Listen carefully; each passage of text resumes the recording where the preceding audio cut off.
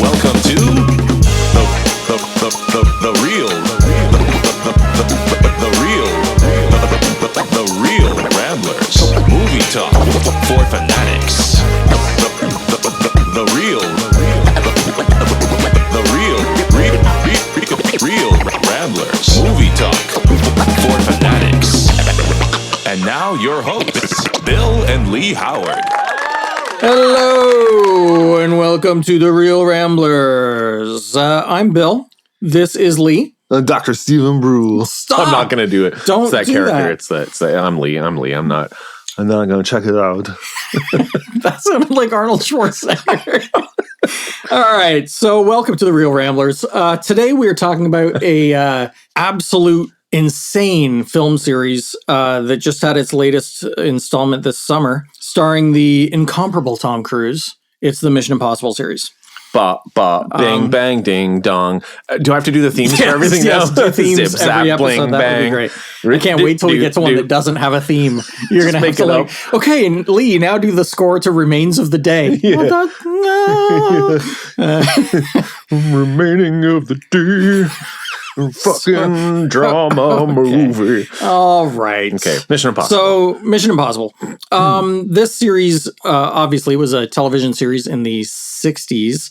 And I believe Tom Cruise said in an interview that I think he was discussing what to make and he wanted to do something that could be a franchise. And he remembered loving that show and thought that it had such potential for unique and exciting stories, and it hadn't really been done. And I think the first movie was 96. It's crazy that they've been making this long. Yeah, and it was Brian DePalma, one of my all-time favorite directors. And strangely enough, the franchise has turned into something very different from that first movie. Kind of like the Fast series, honestly. Yeah, like the Fast series for sure, because that started out as a racing thing. And now they're straight up superhero movies. Yeah, it turned into superhero movies. But Mission Impossible, although the core of the first one is still the same, the core being espionage, spy activity, globe-trotting team of specialists, with Tom Cruise playing the now pretty much iconic James Bond-esque character of Ethan Hunt. I don't know, maybe even box office for box office, he's maybe as iconic as James Bond.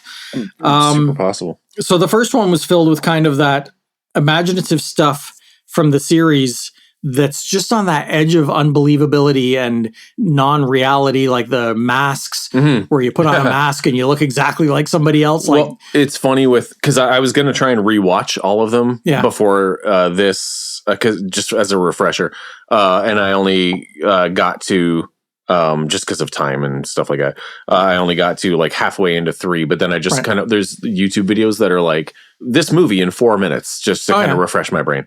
But I did rewatch part 1, 2, and then half of 3. And I don't think we're going to argue much on 2. No, we're anyway, going to agree. So so 1, since you rewatched it, had it been a long time since you'd seen it? It had been a while, and I thought I remember thinking it was just okay, but I'm like, it's like a good thriller. It's really, kind of really thing, like you know? the first one. It is funny that, but again, it was like... The cast is phenomenal. That's what I wrote. I wrote, good thriller, solid movie. I'm like, Emilio Estevez is in this. Yeah. Like, that's amazing.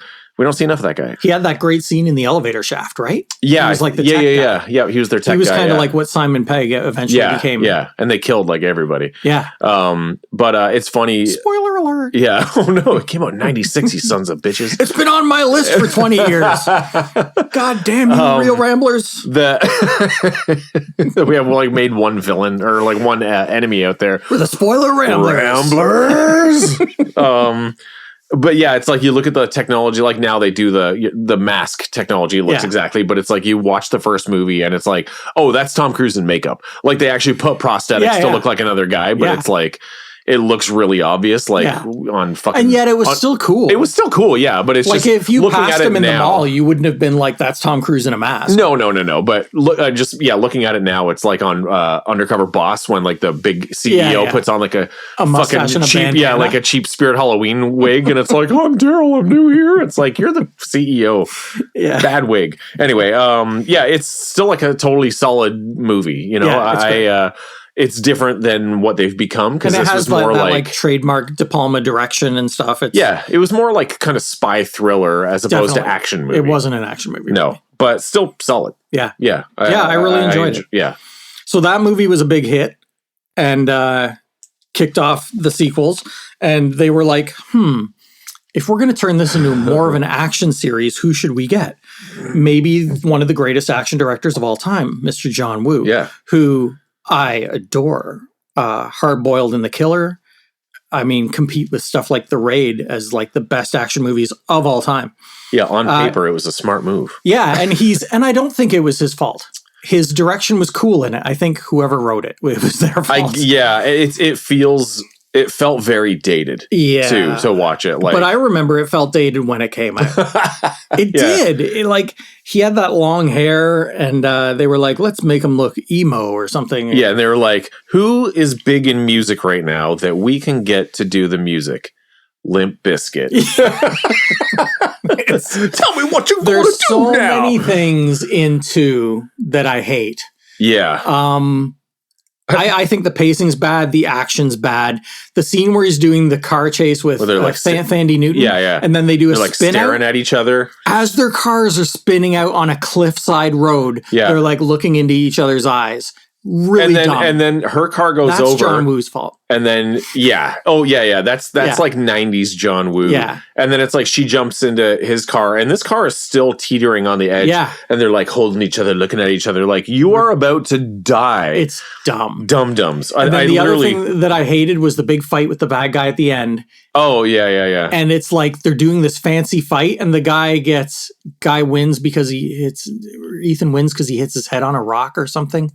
Something happens with the bad guy falls over and hits his head on a rock. I can't. Well, he did get like shot. He got shot. Yeah. But the fight was also like, the only notes I wrote for this one is yay Anthony Hopkins. Yeah. Who never came back. No. And then this is cheesy. It was all the fights were just kicks. It was incredible. It was like all these like crazy kicks, like these spinny cartwheel kicks. It's kicking impossible. And the stupid thing is, if you look at another American John Woo movie like Face Off, if you would have taken that level of gunfight, and put it in that Mission Impossible, it would have been really cool. Yep. But it was so cheese. To me, none of that movie worked. No, it was like, it's not even one of those where I can go back and go, but there was that scene that was really cool. Yeah. I don't think there was any cool scenes in it. No, I was for me, that one's 100% write off. Yeah, I was drawing and working as it was on, so it's like I'd look up every once in a while and I'm just like, this is so cheesy. Everything is cheesy. You'd like draw, look at it, throw up, go back to drawing. Yeah, start over on my drawing because I just vomited on it. A disappointment vomit. Well, we can skip right over that one now. Yeah. That's 3. enough. Number 3. So this is where they brought in JJ. Right? J.J. Abrams. This kind of was a shift back to the fundamentals of the first movie, where it became a little more cerebral. There was a little more action. Mm-hmm. Amazing bad guy in Philip Seymour Hoffman. I wrote, yay, Philip Seymour Hoffman. That was my first note. And then I wrote, great opening. Yeah. I forget what it is now because my brain sucks. Yeah. But I just remember that the opening was like super good. Yeah. And then I wrote, this is like the start of the franchise. Yeah. And all the stuff with Philip Seymour Hoffman immediately jumping to, I'm going to torture your wife. That was the opening of the movie. Oh, was it? Okay. Yeah. Tom Cruise was already tied up. Brilliant. Oh, yeah, like, right. 1, 2, 3, where's the thing? That scene was so intense. He's such a... Oh, I'm so sad he died. Yeah. He's maybe the best bad guy of the series just because he's so intense. Yeah, very intense and very menacing. And there wasn't a second in the movie that you didn't believe if he wanted to, he'll just kill everybody that gets in front of him. He was great. Yeah, he was awesome. But yeah, great action. The first movie to bring in Simon Pegg. Yeah. And was it the first Ving? Ving, yep. Yep. So the team. Yeah, because they kind of came like later into the movie. They're like, this is your new team now. Yeah, that's right. And they both, of course, brought such an amazing level of like not only camaraderie, because you can tell on screen in their performances that Tom Cruise, Ving Rhames, and Simon Pegg like love each other. Oh yeah. Like in real life. Yeah. Like you can see it on film that they really get along and respect each other and enjoy each other's work. But they were amazing. Yeah. So 3, fantastic. And I think 3 also edges up because it had so much personal stuff that it was about Ethan Hunt's personal life. Yeah. Yeah, because they were like, had his parents arrested or whatever too. Yeah. Like they did all this. Yeah. And I think it was a turning point for the character because it was when he realized that this job is going to be my life. Yeah. And I'm not going to have anything outside of that. And which was sad. Yeah. Oh, yeah, yeah. It was a super sad movie. Is that the one that ended with he just kind of sees her across a pier? Or, no, I think that was a later one. Okay. Because he got like with her at the end of this one. Oh, yeah, that's right. That's right. But yeah, so I loved the personal stuff in part 3. It was great. And JJ's direction was great. Always solid. Then we move on to number 4, Ghost Protocol. Which, to me, I'll just start by saying I hold up Ghost Protocol as maybe one of the most perfect action movies I've ever seen in my life. For me, it's still the highlight of the series. Me too. I think it's my favorite. I ranked them at the end. We can talk about it at the end. Okay, I haven't, but I will. Even looking at my ranking now, I think I put the newest one first, but that's just because I just saw it. You know, you're still on that high, but I'm going to rearrange it. But yeah, I think Ghost Protocol is... so this was the first time Macquarie took over, right? Yeah. Oh, no. Also, Rogue Nation was the first. Also, part 3, we forgot to mention Lawrence Fishburne was in that one. Yes. And then he never came back. Yeah, that's right. But anyway. I think Rogue Nation was the first Macquarie. So who directed Rogue Nation? Oh, I know. It was the guy who did The Incredibles.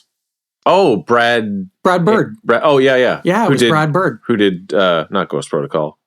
Or Ghost Protocol. Yeah, Ghost Protocol.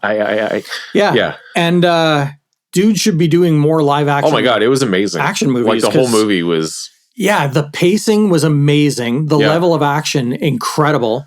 The gadgets and like mission stuff, like the hallway thing, that was oh yeah, the hallway thing. Yeah, the hallway screen. With that screen. That was awesome. The building. Like that was the big... The Burj big Khalifa stunt. in Dubai. Yeah. I remember sitting in the theater. It was at AVX at Cineplex. And I remember they took out the window and he's like, are the gloves going to work? Remember? And then Brad Bird did this brilliant thing where he mounted the camera over Tom Cruise and he had it like on a swivel. Right. And when Tom went out the window, the camera went out with him. It was... So you were looking down and I literally felt my stomach go like... Yeah, I felt like I was going to shit my pants. Yeah, it was crazy. And it's funny because they're making a lot of... hoopla in the new movie about how the motorcycle stunt was the most dangerous stunt he's ever done. And I'm like, maybe technically it was, but for me, it wasn't as thrilling as that one. Yeah, I get that. Yeah. Because I mean, the one in the building one, it's like, obviously he was still harnessed. Like but still, I mean, not that I'm like harnesses can break. Yeah, it's true. And he also did that thing where it's like, he like kind of swung around and stuff too. Like crazy. Dude is crazy. Yeah. You know? But and Ving and, Simon Pegg were like, especially Simon Pegg was at the top of his Mission Impossible game in that one. Jeremy Renner in this one. Which I thought they should have kept him. I really liked him. He was in the next one. Yeah. He was in 5, but then he just not been back. I really liked him. It was all the spy stuff was amazing. Everything about 4 was like 10 out of 10. The sandstorm stuff was great. The fight in the car garage thingy at the end amazing. Was awesome. Loved it. Yeah. Yeah, was that what the cars were falling? They were being ejected from the thing? Yeah. Oh my God, it was amazing. Yeah. All right, so Ghost Protocol, top notch, 10 out of 10. Then we move on to the first Christopher McQuarrie entry, which is Rogue Nation. Yeah. Plane sequence. That was like the opening kind of big stunt thinger. Yeah, that and again, I look at that one and I'm like, to me, that seems more dangerous than jumping a motorcycle off a cliff. Right. But I guess they know better than me about what's more dangerous. But it was spectacular. Yeah. And that was the opening scene. And it was so, everybody's yelling at Simon Pegg, open the door. And then he opens the wrong door. Oh my God, that's right. And that was a great scene.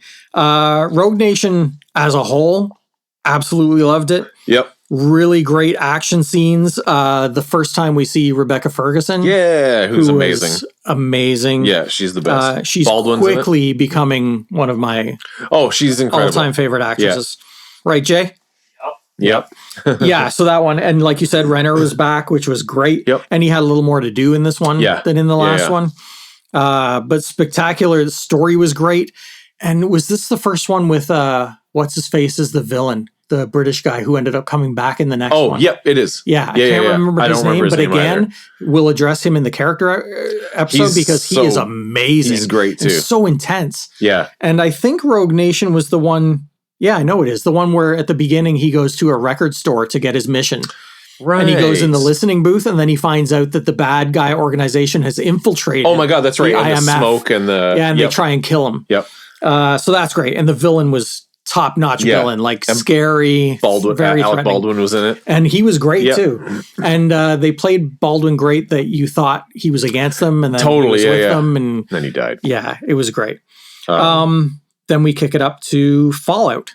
Yes. Which a lot of people, when Fallout came out, I think it was pretty unanimous on the internet that Fallout was the best one. It was still great too. It was phenomenal. Like really, really great. One of the best things about it, of course, was adding Henry Cavill.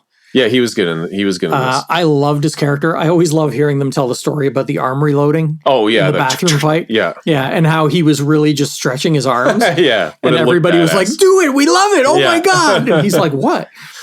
But he was great because he was such a physical threat counterpoint. To Tom. And again, how you were never sure of his loyalties. You were like, "Is he a good guy? Is he a bad guy?" But he was great. I thought Fallout brought a grittiness that the ones before it, even Rogue Nation, and Ghost Protocol is very polished. Yeah. And by the time we get to Fallout, it's very down and dirty. Even the fights were like, they seem to be more vicious. That bathroom fight is amazing. Oh my god, amazing, so good. I also wrote Angela Bassett, which was amazing. Yeah.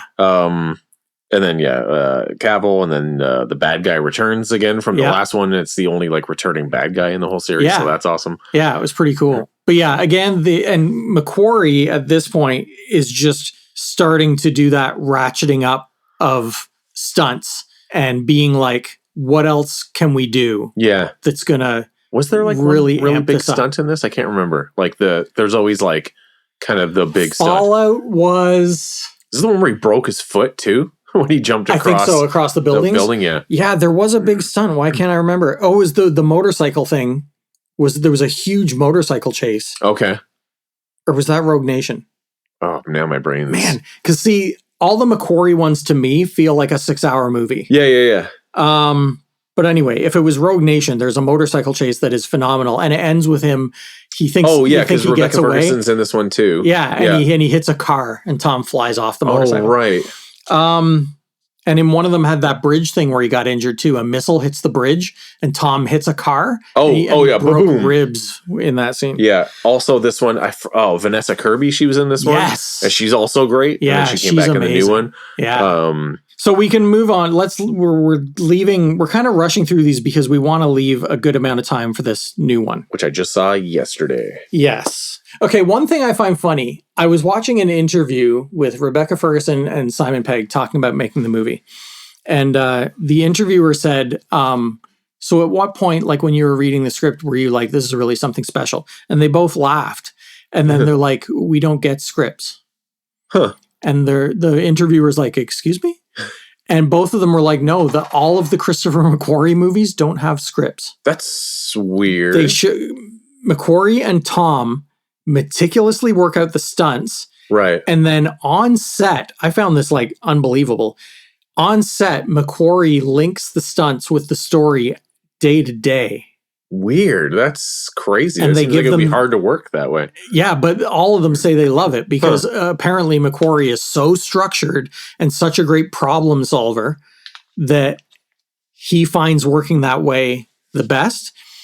And they said that they found it kind of fun because they didn't know what they were going to do that day. Wow, crazy. But they literally handed their pages when they show up on set. And Rebecca Ferguson is like, I'm always asking Tom, what's my line? And Simon Pegg, even when he has monologues, has it in an hour. Wow. He has all his dialogue. Nice. I know, right?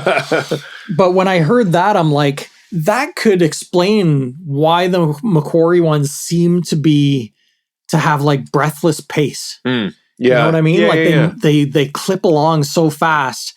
But I just found I can't imagine the studios being like, yeah, go ahead and make this $200 million movie without a script. That just seems so strange to me. I assume they're just look at how much money all the other ones have brought in. We trust you. We know that you're going to when Tom Cruise says this is the way it's going, they just say, okay. And he's a producer, right? So he's just this is what we're going to do. So let's talk about Dead Reckoning Part 1. Yeah, Part 1. So pretty epic in scale. Yeah. Did they film They didn't film them back to back, right? I think they filmed some of two. Now there's a stupid. But now there's a strike. Not stupid. It's I think totally it was legit. supposed to be a continual thing, like they were going to continue filming. Okay.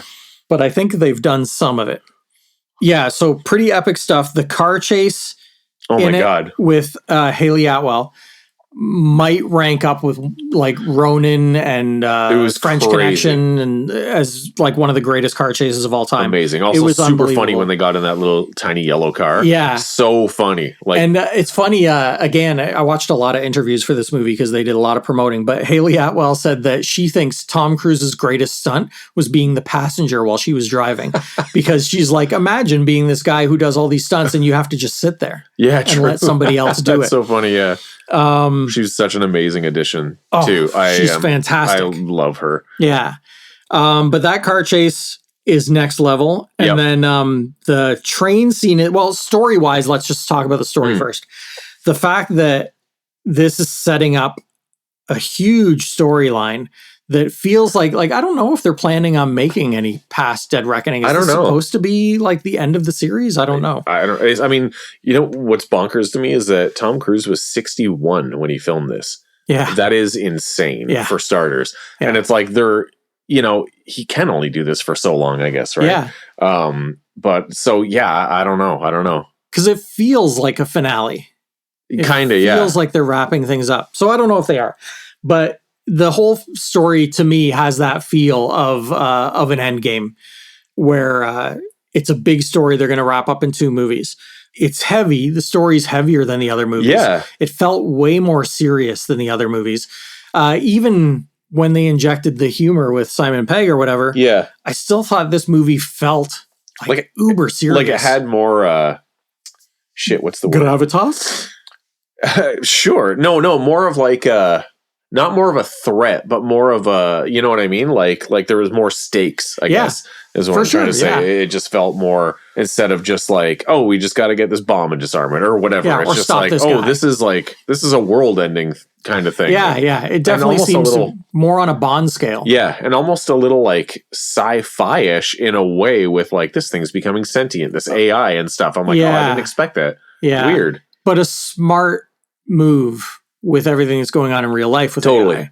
So that's interesting. Isa Morales. Isa Morales. Which is great.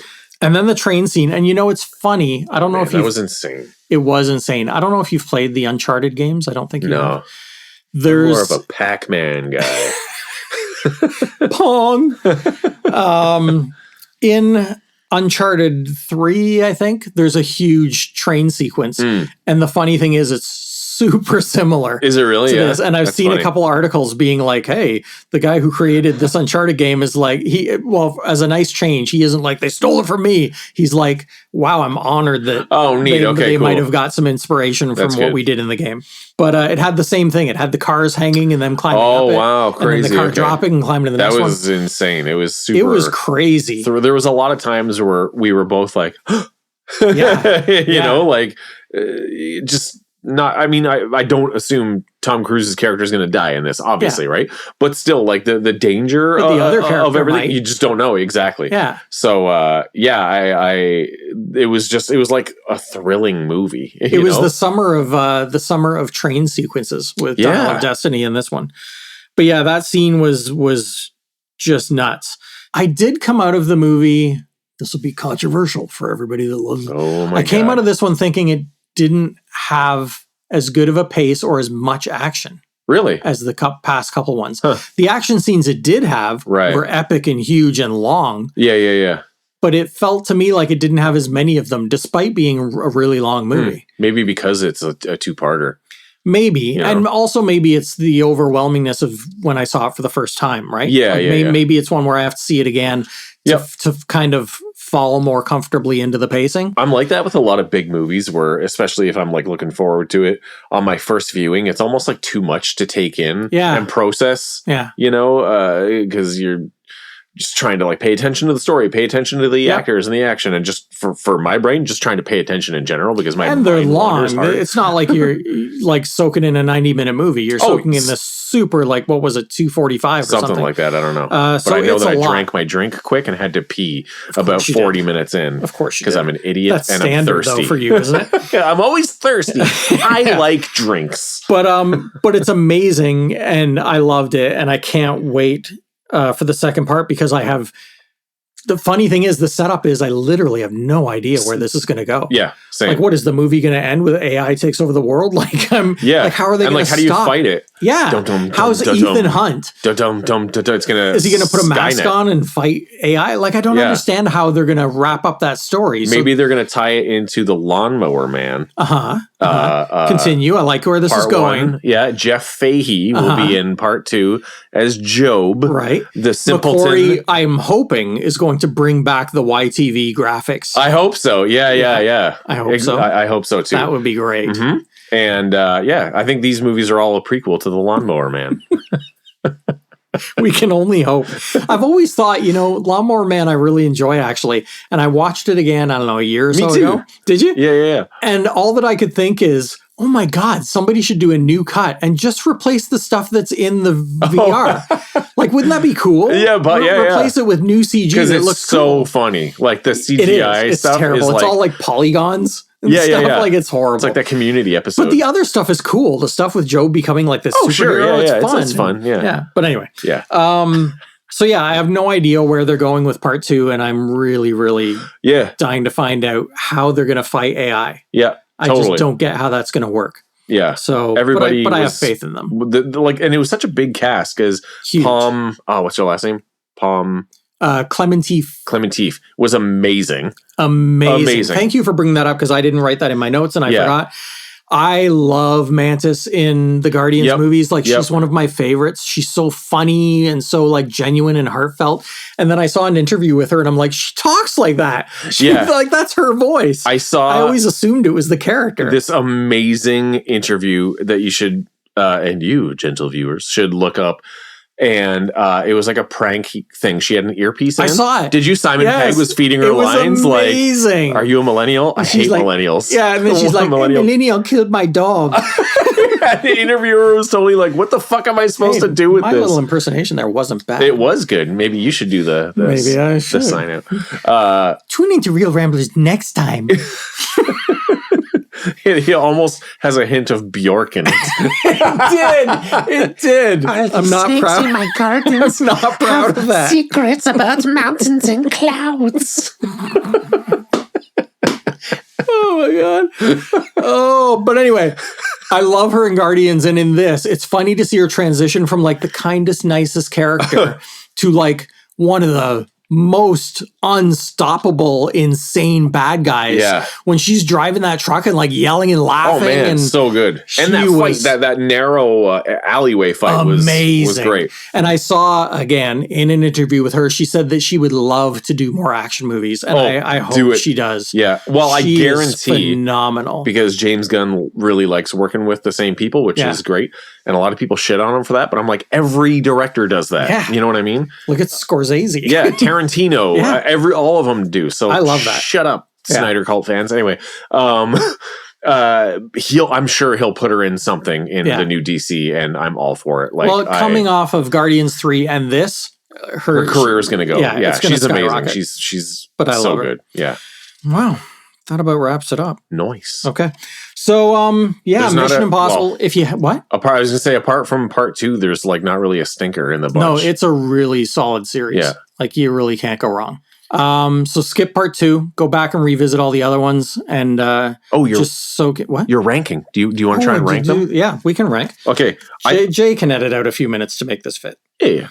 I think my ranking, I believe. Oh, this is tough. It is tough. And again, I think it's going to write it down while you're doing that. It's going to change. I'm sure it's going to change day to day. Like, I mean, mine is different today than it was yesterday because yesterday I just saw part 7. Yeah. So I think my ranking is 4. I just did mine. 4? Yeah. Oh, damn it. This is hard. Okay. 4. Don't have all day, Lee. I know. Someone has a gun on my head. 4 6 Oh, interesting. or 7. Keep going. 4, 6, 7. Yeah. 5. Yeah. 3, 1, 2. But it also could be 4, 7, 6, 5, 3, 1, 2. What you just said is exactly what I just wrote down. Really? It's exactly the 4, same. you go 4, 7, 6? Or 4, No, 6, I'm 7? 4, 6, 7, 5. 3, 1, 2? Yeah, 5, 3, 1, 2. Yeah, Nice. Exactly the same. Okay, cool. Wow. I'm trying to take We into account because I just completely saw agree. the new movie. Yeah. So, you know, because yesterday I'm like, this is the best one, but I was just high. Fallout only edges out Dead Reckoning for me because I thought it had more action. Right. I think I like this one more than I think it's 4, 7, 6, 5, 3, 1, 2 for me. So you had to change it just because you can't deal with us agreeing on something. Yeah, I'm about to flip this table. All right.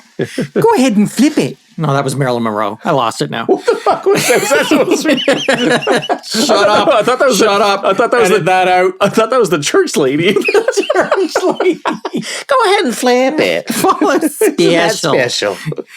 Okay, folks. Go, if you haven't been to the theater yet to see one of the summer's biggest hits. Well, actually, by the time the summer's over. But it might still be in theaters, or it might be on home video by then. Yep. Home video. Home video. Check it out on Laserdisc. VHS and video disc.